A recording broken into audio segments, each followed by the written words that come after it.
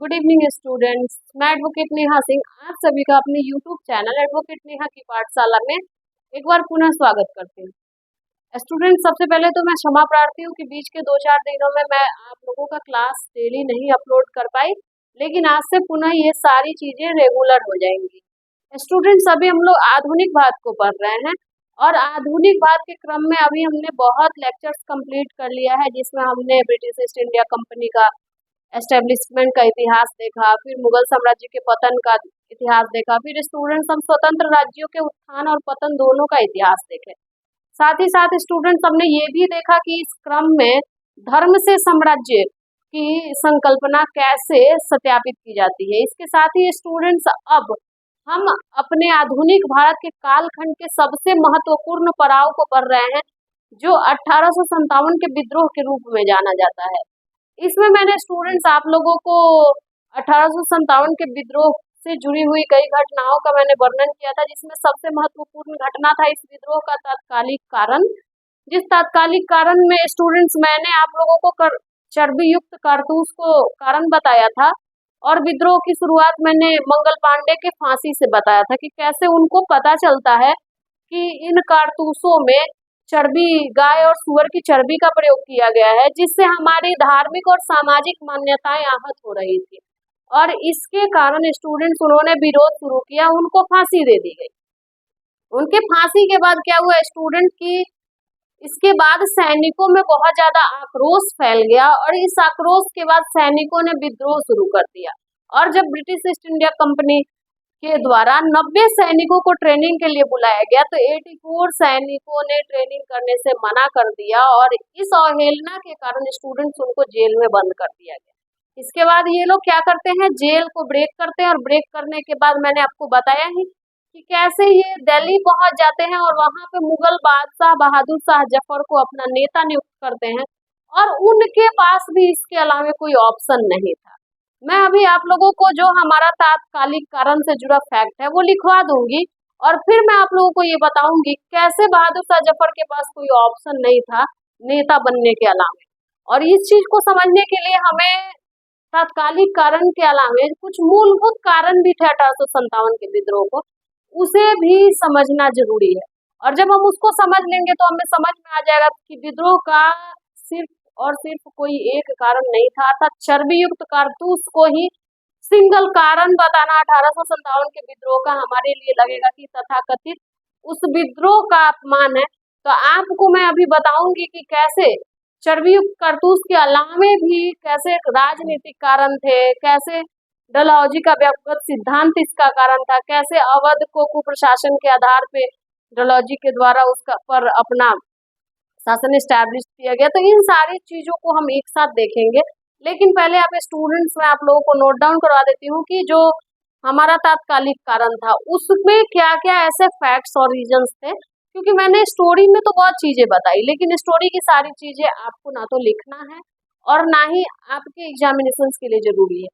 But मैं ये किस लिए बताती हूँ, कहानी में इसलिए समझाती हूँ कि अगर हम लिंक करके कहानी को समझते जाएंगे तो हो सकता है उसमें कोई चीजें मेरे लिए छोटी हो लेकिन आपके लिए महत्वपूर्ण हो जाए और परीक्षा में पूछ भी दे। तो मैं आप लोगों को कहानी इसलिए बताती हूँ कि कोई भी फैक्ट आप भूले नहीं, और कहानी के माध्यम से आपके दिलो दिमाग में वो बैठ जाए। तो अभी हम चर्बी कारतूस की कहानी सुने थे, और इस कहानी को मैं आपको लिखवा दे रही हूँ, एज ए फैक्ट मैं लिखवा देती हूँ जो परीक्षा के पॉइंट ऑफ व्यू से महत्वपूर्ण है। उसके बाद में कुछ मूलभूत कारण भी है 1857 के विद्रोह के, उस पर भी मैं चर्चा करूंगी। तो पहले आप लोग इस चीज को लिख लीजिए स्टूडेंट। 1800 आप हेडिंग बना सकते हैं, 1857 के विद्रोह का तात्कालिक कारण।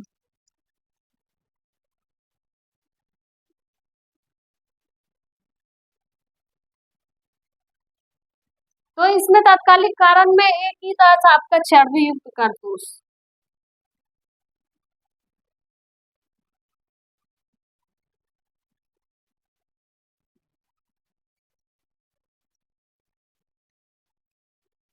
अब मैंने आप लोग को बताया था, आप लोग को याद होगा कि चर्बी कारतूस का प्रयोग किसके स्थान पे होना शुरू हुआ था। तो स्टूडेंट 1856 में 1856 में east India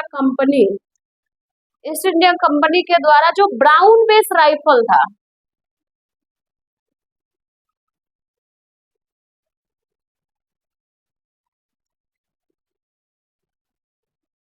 brown base rifle के स्थान पे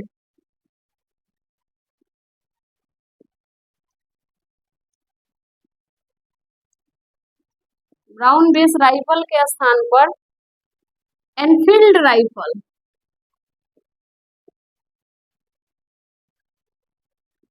नए एनफील्ड राइफल का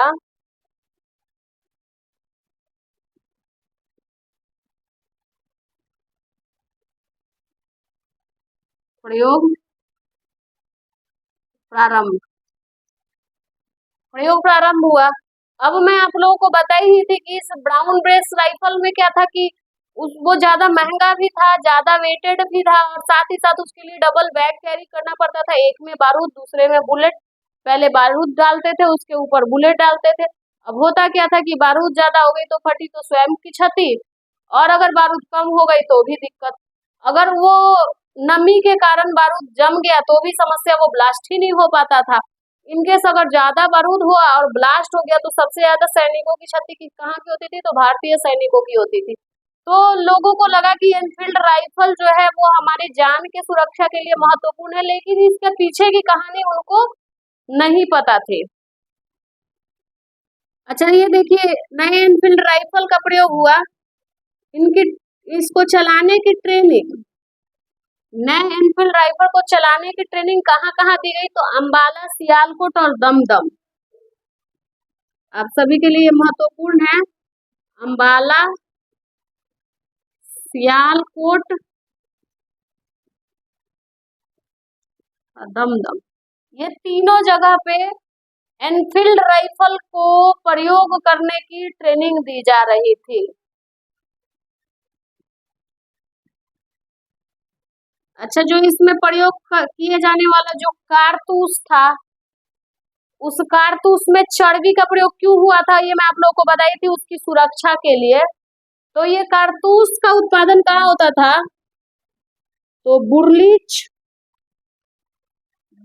शस्त्रागार, ब्रिटेन।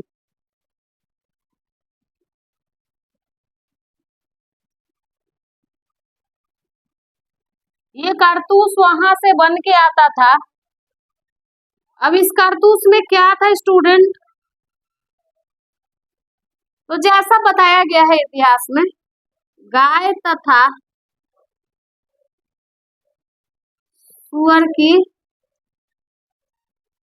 चर्बी से ये बनाया गया था, जो भारत में हिंदू तथा मुस्लिम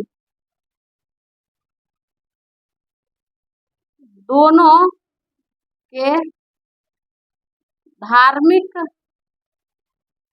मान्यताओं का को आहत कर रहा था।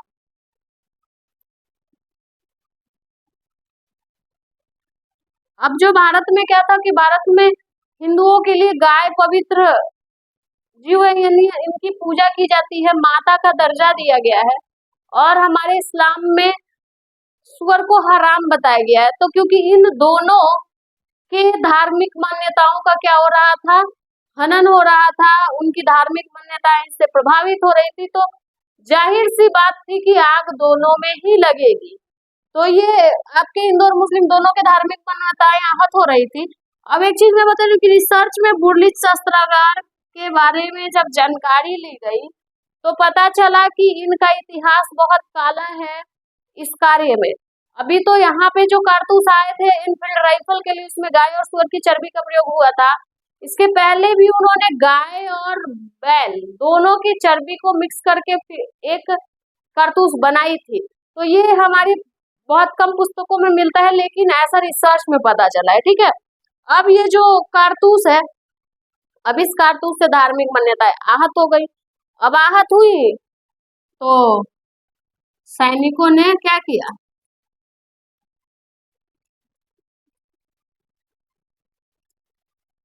कारतूस के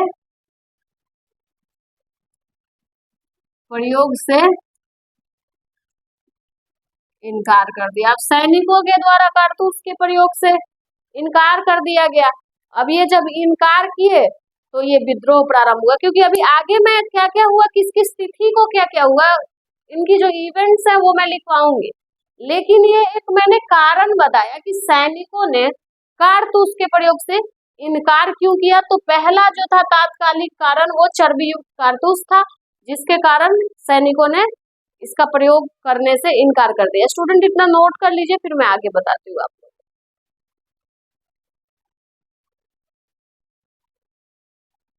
स्टूडेंट्स हम आते हैं विद्रोह के मूलभूत कारण, फंडामेंटल कारण। तो मूलभूत कारण में स्टूडेंट्स पहला है राजनीतिक एवं प्रशासनिक कारण।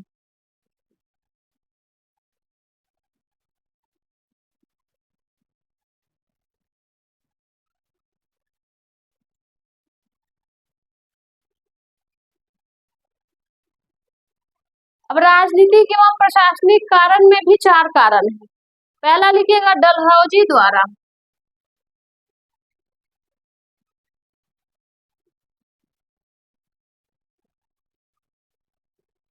डलहौजी द्वारा जफर को अंतिम बादशाह घोषित करना।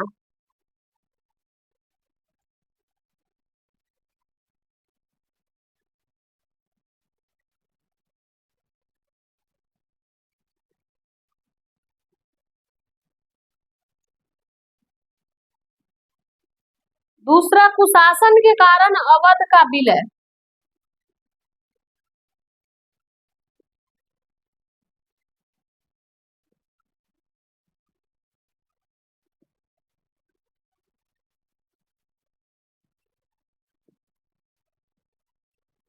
कुशासन के कारण अवध का विलय। तीसरा है आपका व्यपगत का सिद्धांत, ये मैं समझा दूंगी,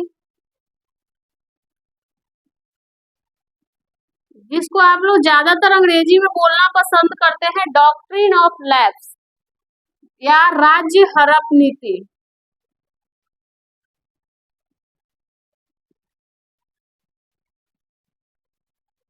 और इसमें है सहायक संधि।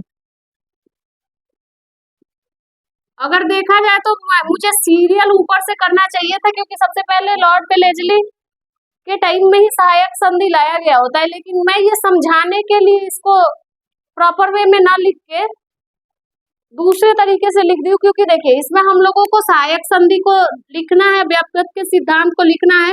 बाकी जो दो टॉपिक है ना, हम समझेंगे इसके पीछे की कहानी, और इसके पीछे की कहानी का फैक्ट हमको इन दोनों में मिल जाएगा, व्यापक के सिद्धांत में और सहायक संधि में। डलहौजी के बारे में हम लोगों को इसी टॉपिक में मिल जाएगा। अब मैं पहले, आपका पहला टॉपिक है कि डलहौजी के द्वारा जफर को अंतिम बादशाह घोषित करना। अब हुआ क्या स्टूडेंट कि जब लॉर्ड डलहौजी आते हैं भारत में गवर्नर जनरल बन के, तो आपके पास एक क्वेश्चन भी बनता है कि भारत में जितने भी गवर्नर जनरल रहे ब्रिटिश ईस्ट इंडिया कंपनी की तरफ से, उसमें से कौन सा गवर्नर जनरल साम्राज्यवादी प्रवृत्ति का था। तो इस स्टूडेंट आंसर हो जाएगा लॉर्ड डलहौजी। लॉर्ड डलहौजी जब हमारे भारत आए तो ये इनकी जो प्रकृति थी, नेचर थी, इनका जो विचारधारा था और शासन प्रशासन संभालने का जो इनका अपना अनुभव था और जो तरीके थे वो साम्राज्यवादी तरीके थे, अर्थात वो साम्राज्य विस्तार पे भरोसा करते थे।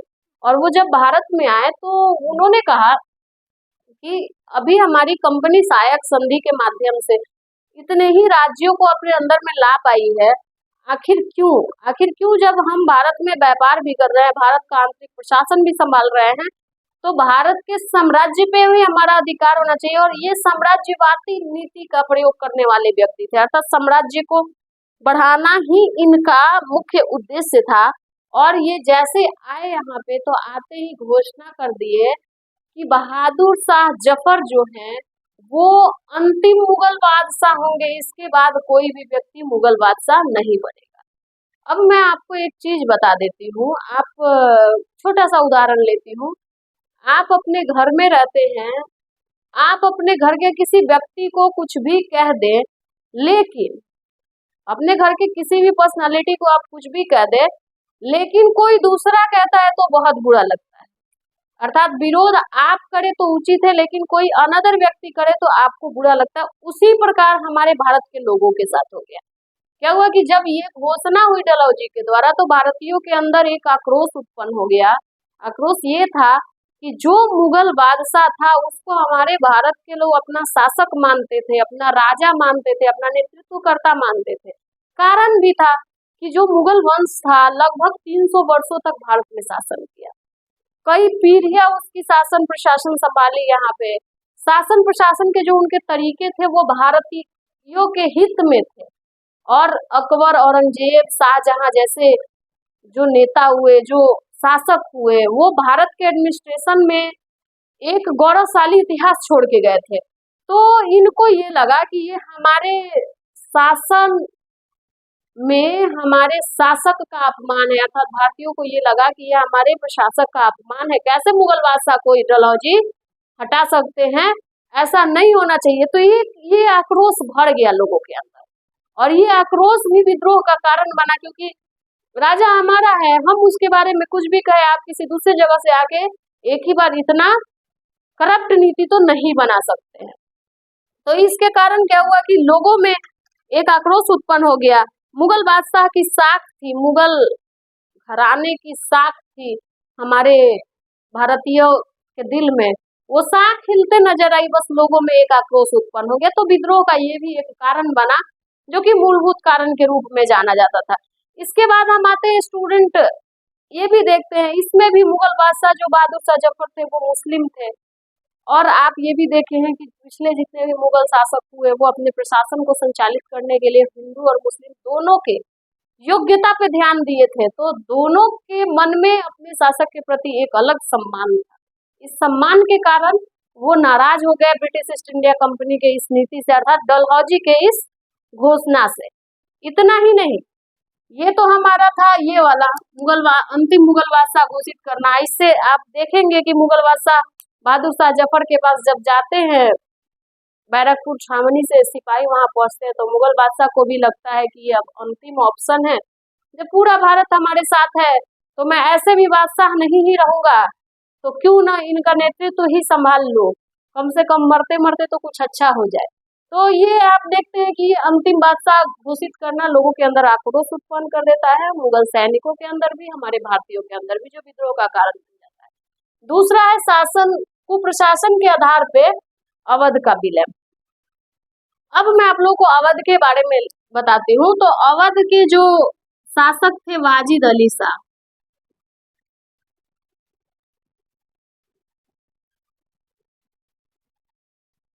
और इनकी पत्नी का नाम आप लोग को पता होगा, बेगम हजरत महल।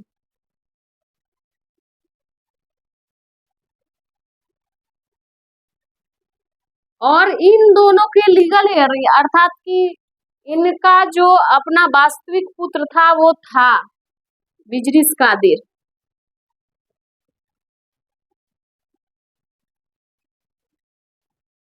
मतलब मेरा कहने का तात्पर्य ये है कि डलहौजी यहाँ आते हैं और व्यापकता का सिद्धांत लागू करते हैं, अर्थात राज्य हड़प नीति का सिद्धांत।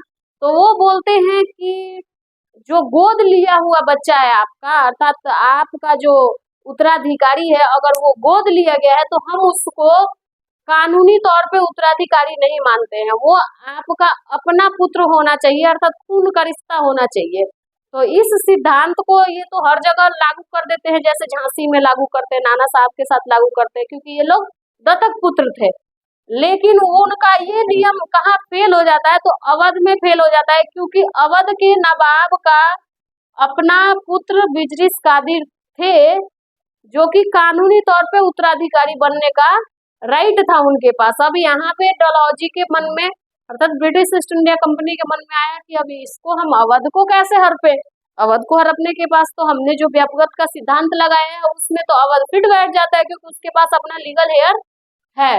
तब क्या होता है कि इस टाइम में स्टूडेंट, मैं आपको पहले ही बता दी थी कि सहायक संधि के तहत हर एक राज्य में एक ब्रिटिश रेजिडेंट नियुक्त किया जाता था, अर्थात राजा के दरबार में एक अंग्रेज अधिकारी नियुक्त किया जाता था, जो ब्रिटिश ईस्ट इंडिया कंपनी के तरफ से होता था। अब क्या हुआ कि अवध में भी ये एक रेजिडेंट के रूप में जेम्स आउटड्रम नियुक्त थे। जेम्स आउटड्रम के साथ मिलके एक साजिश रचा जाता है स्टूडेंट उस दौरान अवध के खिलाफ। जेम्स आउटड्रम एक ब्लैक पेपर तैयार करते हैं, अर्थात कि गलत तरीके से एक पेपर तैयार करते हैं, उस पे गलत सिग्नेचर प्लांट किए जाते हैं, जिसमें ये लिखा जाता है कि जो यहाँ के शासक हैं वो प्रशासन को संभालने में असमर्थ हैं और यहाँ की जो जनता है अर्थात अवध की जो जनता है अपने राजा के प्रशासनिक कार्यों से संतुष्ट नहीं है और अवध की जनता में क्या है, अशांति है। अवध की जनता क्या है, नवाब के अत्याचार से तंग आ गई है और इसी के कारण स्टूडेंट्स अवध की जनता चाहती है कि British east India company Awadh को अधिकृत कर ले। और ऐसा जेम्स आउटड्रम ने गलत रिपोर्ट बनाया और उस गलत रिपोर्ट पे गलत हस्ताक्षर भी करवाए गए। उस टाइम आसान था स्टूडेंट्स, आपको तो पता है, अपने बंगाल में देखा ही कैसे भारत में गद्दारी की जाती थी। इसी का तो लाभ ब्रिटिश ईस्ट इंडिया कंपनी उठाई। गलत तरीके से कुछ लोगों से उन्होंने उस पर सिग्नेचर प्लांट करवाया और ये सिग्नेचर किया हुआ लेटर के आधार पे लॉर्ड डलहौजी क्या करते हैं कि निर्देश दे देते हैं कि अवध का विलय ब्रिटिश ईस्ट इंडिया कंपनी में किया जाए। अवध के शासक के द्वारा जब ये पूछा जाता है कि ऐसा क्यों, तो वो बताते हैं कि आप प्रशासन चलाने में असमर्थ हैं, आपकी जो प्रशासनिक गतिविधि है वो उचित नहीं है, क्योंकि आपकी प्रशासनिक कार्यों से आपकी जनता तंग आ गई है और तंग आके जनता ने ये मांग किया है कि British east India company Awadh को अपने अधिकार क्षेत्र में ले ले और वहां के प्रशासन को संभाले, क्योंकि आपका अत्याचार बढ़ गया है। इसके बाद स्टूडेंट्स युद्ध भी होंगे, लेकिन अभी मैं वहां नहीं जाऊंगी, अभी मैं कारण पे ही फोकस करूंगी। तो इन्होंने अवध पे क्या किया, कुप्रशासन का आरोप लगा दिया। तो ये हमारा तीनों बेअवगत का सिद्धांत, डलहौजी द्वारा जफर को अंतिम बादशाह घोषित करना, कुप्रशासन के आधार पे अवध का विलय करना, ये तीनों कारण हो गए स्टूडेंट्स। अब नेक्स्ट लेक्चर में हम सहायक संधि को पढ़ेंगे। तो आज हम इतना ही रहने देते हैं, आप हमारे साथ बने रहिए। रेगुलर अब क्लासेस आएंगी, लाइव सेशन में भी आप हमारे साथ ग्रुप डिस्कशन में जुड़े, क्योंकि वो जरूरी है परीक्षा के लिए। प्रीवियस ईयर क्वेश्चन भी बनाना मत भूले आप लोग। हाँ, मेरे लेक्चर में कहानी थोड़ी ज्यादा होती है, कारण क्या है कि हम कहानी को ही ज्यादा सुनना पसंद करते हैं। अगर सिर्फ डायरेक्ट हम फैक्ट पे आ जाएं तो आप पढ़ नहीं पाइएगा और पढ़ाई भी एकदम बोरिंग हो जाएगा। तो आप सभी इस चीज को कंप्लीटली पढ़िए और इसका लाभ उठाइए। इसके बाद मैं नेक्स्ट लेक्चर में आपको सहायक संधि के साथ साथ और भी बहुत सारे कारणों को बताऊंगी। अगर आपको हमारा लेक्चर पसंद आ रहा है तो हमारे चैनल को लाइक करिए, शेयर करिए और ज्यादा से ज्यादा लोगों में शेयर करिए। Thank you students.